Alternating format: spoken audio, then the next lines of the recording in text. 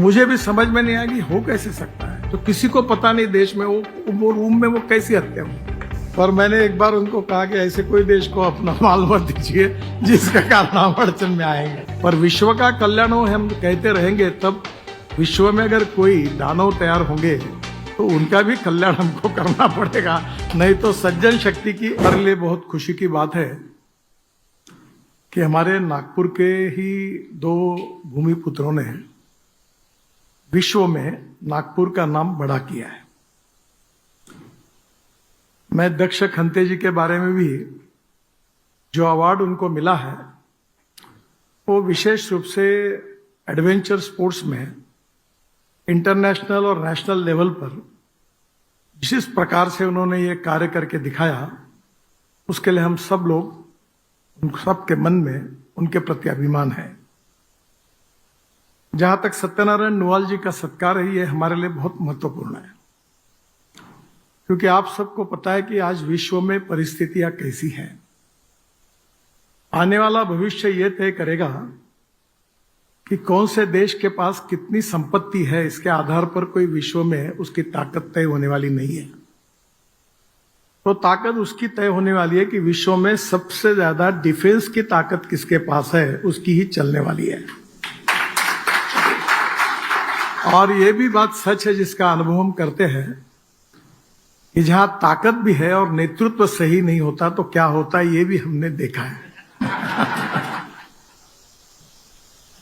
हमारे लिए यह गौरव का विषय है कि हमारी इतिहास, संस्कृति और विरासत इस बात का हर समय हमारे सामने आदर्श रखती है कि हम अधिकारवादी भी नहीं है और विस्तारवादी भी नहीं है। हम किसी देश के जमीन को भारत में उसके ऊपर कब्जा करना नहीं चाहते। पर स्वाभाविक रूप से मेरे बचपन में एक मराठी साहित्य की बहुत अच्छी किताब, जो मेरी बहुत ही पसंदीदा किताब है, मृत्युंजय, उसमें शिवाजी सावंत जी का एक वाक्य बहुत सुंदर था। और वो वाक्य ये था कि सामर्थ्यवान और शक्तिशाली व्यक्ति ही समाज में शांति और अहिंसा प्रस्थापित कर सकता है। दुर्बल व्यक्ति ने कितना भी सत्य और अहिंसा पर भाषण किया तो दुनिया सुनती नहीं है। और मुझे लगता है उसका रेफरेंस महाभारत के साथ। पर भगवत गीता में भगवान श्री कृष्ण ने भी ये कहा है कि परित्राणाय साधूनाम विनाश दुष्कृताम धर्म संस्थापनार्थाय संभवामि युगे युगे। इस समाज में सज्जनों की रक्षा करनी है और दुर्जनों की नाश करना है। तो सज्जन शक्ति जो है वो शक्तिशाली विश्व में बनेगी तो सही अर्थ में सज्जनों का रक्षण होगा और आगे का विश्व इसी के ऊपर चलने वाला है।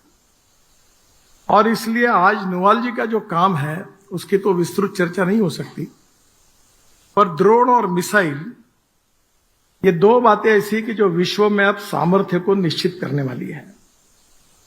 और जो मिसाइल है वो इतनी है कि मैंने भी एक अनुभव किया था जो मेरे समझ के बाहर है। आज भी मैं उसके कारण मुझे समझ में नहीं आता क्या हुआ। मैं ईरान में था, तेहरान में ईरान के प्रधानमंत्री के शपथ विधि समारोह में भारत के प्रतिनिधि के रूप में गया था। मैं एक छोटे से कमरे में 15-20 लोग थे, हम उसमें साथ एक नेता भी थे। वहां के चीफ जस्टिस ओथ सेरेमनी में ओथ देते हैं तो स्वाभाविक रूप से सबका परिचय हुआ, पर एक व्यक्ति बड़ा प्रोमिनेंट था। मुझे पता नहीं चला उनके चेहरे पर वो कोई राष्ट्र के प्रमुख तो नहीं थे। बाद में मुझे पता चला कि हमास करके एक संस्था है, उसके वो प्रमुख थे। और बाद में कार्यक्रम जब समाप्त हुआ और मैं होटल पर आ गया, खाना वगैरह खाया, तो सुबह 3 बजे एम्बेसडर आकर दरवाजा बेल बजाने लगे। तो मैं अचंभा में पड़ गया कि क्या हुआ। तो उन्होंने आकर मुझे कहा कि सर अपने को निकलना पड़ता है। मैंने बोला अपना प्लेन तो 12 बजे। बोले नहीं, हमको तुरंत जाना है। बोला क्या हुआ? तो बोले कल बहुत गुप्त जगह पर हमास के नेता को रखा था यहाँ एक बंगले में, जो किसी को पता नहीं था। वहां उसकी हत्या हुई, वो घर उद्ध्वस्त हुआ।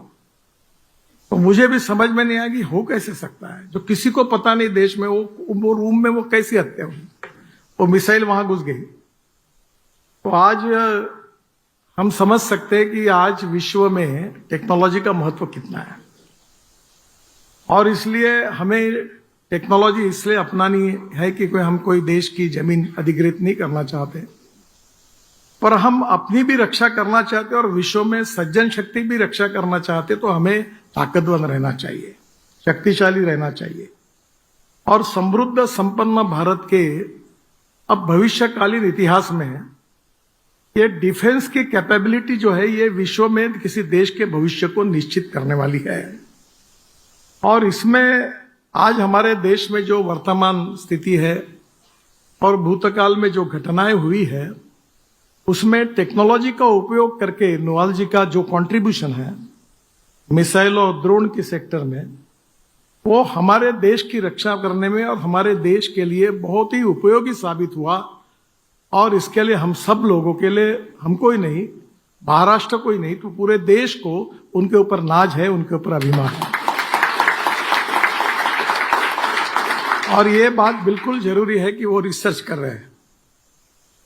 और मैं तो इस बात पर पक्का विश्वास रखता हूं कि innovation, entrepreneurship, science, technology, research, skilled and successful practices, we name it as knowledge, and conversion of knowledge into wealth is the future.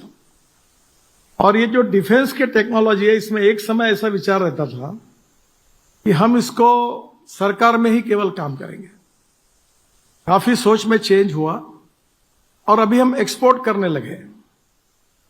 और नोवाल जी केवल भारत की सुरक्षा की चिंता नहीं करते, अनेक देशों की सुरक्षा का चिंता करते हैं। पर मैंने एक बार उनको कहा कि ऐसे कोई देश को अपना माल मत दीजिए जिसका कारण हम अड़चन में आएंगे, क्योंकि भारत सरकार की भी परमिशन लगती है उनको माल बेचने के लिए। तो स्वाभाविक रूप से जो रिसर्च कर रहे हैं वो हमारे देश के भविष्य के लिए भी बहुत महत्वपूर्ण है। और डिफेंस में अभी सभी प्राइवेट सेक्टर ओपन हुआ है, और इसके कारण वर्ल्ड में जिन दो महाशक्तियों के पास डिफेंस की सभी प्रकार के रिसर्चेस है, इनोवेशंस है, उनकी बराबरी में हिंदुस्तान को पहुंचाना है।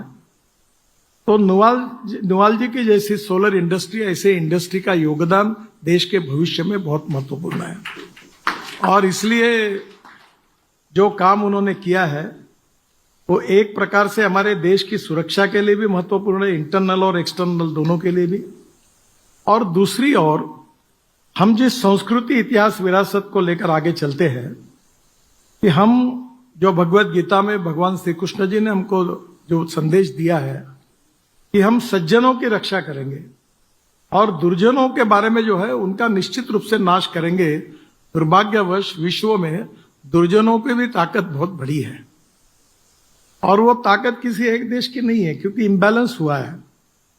पहले जो सबसे ताकतवान रहता था वो सबसे उदार रहता था, सबसे सहनशील रहता था, सृजनशील रहता था, सर्वसमावेशक रहता था, और उल्टा ही होता जा रहा है। और जब शक्ति पूरे हाथ में आती है तो भरोसा नहीं होता कि वो क्या होगा और क्या नहीं होगा, इसका अनुभव हम कर रहे हैं।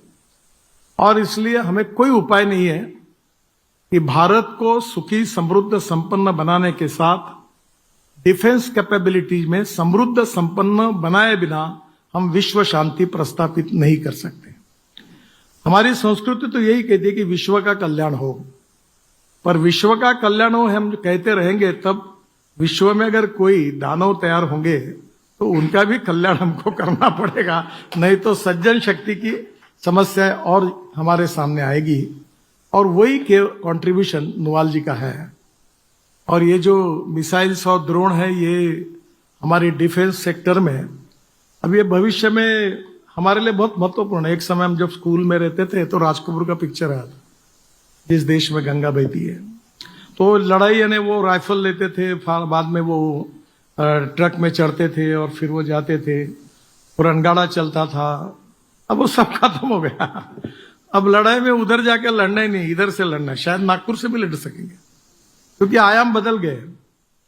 अब मिसाइल कब कितने किलोमीटर तक जा सकती इसकी कल्पना करेंगे तो आज हम कल्पना नहीं कर सकते कि हम सुरक्षित है कि नहीं है। और ऐसे स्थिति में इस देश में हमारे रक्षा क्षेत्र को एक नई दिशा देना, संशोधन के साथ भविष्य के लिए बहुत बड़ा कंट्रीब्यूशन देना, ये नोवाल जी और सोलर ने किया है। और ऐसा व्यक्ति हमारे नागपुर से आया है, इस बात का हम सबको, भारतवासियों को अभिमान है। और इसलिए आज उनका सत्कार हो रहा है। तो हम सबके मन में यही भावना है कि आज हमारे देश की सुरक्षा के लिए महत्वपूर्ण ऐसा नागपुर का एक व्यक्ति, उसका इतना बड़ा contribution, we are proud of you, यही भावना हमारे सबके मन में है। और इसलिए मैं नुवाल जी को बहुत बहुत धन्यवाद देता हूं, उनका अभिनंदन करता हूं।